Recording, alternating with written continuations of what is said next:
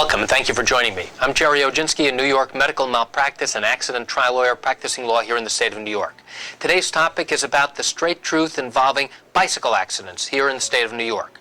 Did you know that bicyclists are required to follow the same rules of the road as cars? That's true.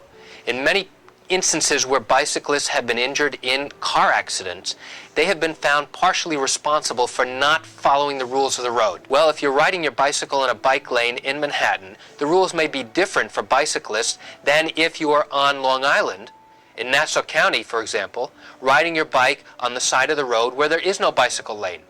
It's also important for your attorney to know what type of area you are riding on. Is it a commercial or residential area? Was there parking on both sides? Did you get doored by somebody opening up their door and you go flying over the handlebars, suffering injury? Were you hit by a car that was making a turn?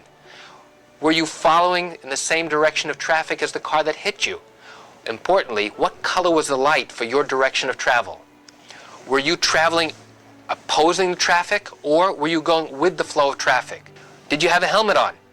Did you have any reflective clothing on? Your attorney will want to know whether you had any blinking lights attached to your bicycle.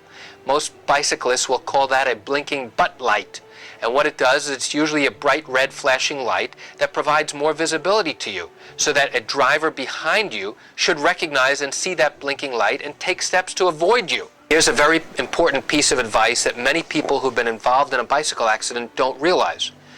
If you suffered an injury as a result of a bicycle accident with a car, a truck, or a bus, you must file a claim with your no-fault insurance company within 30 days in the state of New York. If you wait longer than 30 days, you will no longer be able to have your no-fault insurance pay for all of your medical expenses. That's very important. And then you'll have to rely on your own health insurance company to pay for your medical expenses. So why is that important?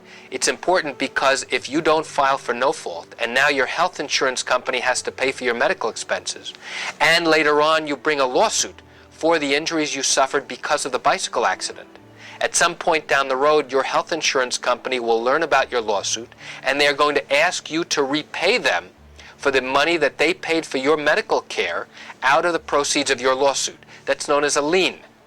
However, if your no-fault insurance company pays for your medical expenses, then there will be no lien against the proceeds of your lawsuit. That's very important. And that's it for today's tip on the truth about car accidents and bicycle accidents here in the state of New York.